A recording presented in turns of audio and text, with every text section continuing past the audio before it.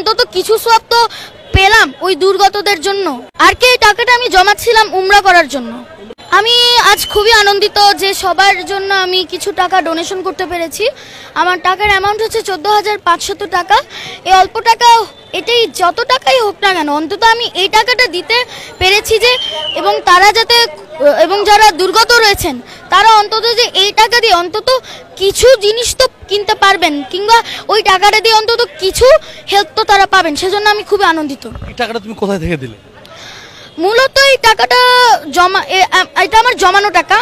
গত 2 বছর বা 3 বছর হয়তো এই সময়ের মধ্যে আমি একটু একটু করে জমিয়েছি, এবং আজকের এই টাকাটা দেওয়ার, হয়তো আমি আরও জমাতাম, তবে আজকের এই টাকাটা দেওয়ার উদ্দেশ্য ছিল যারা দুর্গত রয়েছেন তাদের ত্রাণ বিতরণের জন্য। এর 50%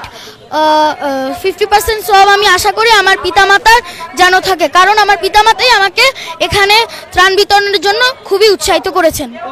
আমরা ছোট মানুষ, ছোটবেলায় যখন, তুমিও ছোট মানুষ, ছোটবেলায় যখন টাকা জমানো হয় কোনো না কোনো উদ্দেশ্যে, যে একটা জিনিস কিনবো বা এটা কিনবো, এই উদ্দেশ্যে কিনানো হয়, জমানো হয়।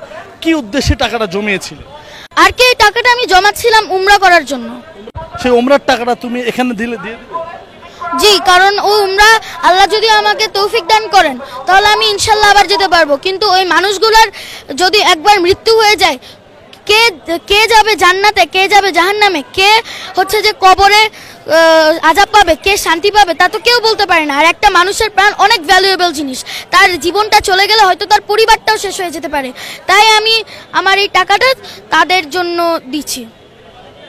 তুমি যে উমরায় যেতে পারলে না, এর জন্য মন খারাপ?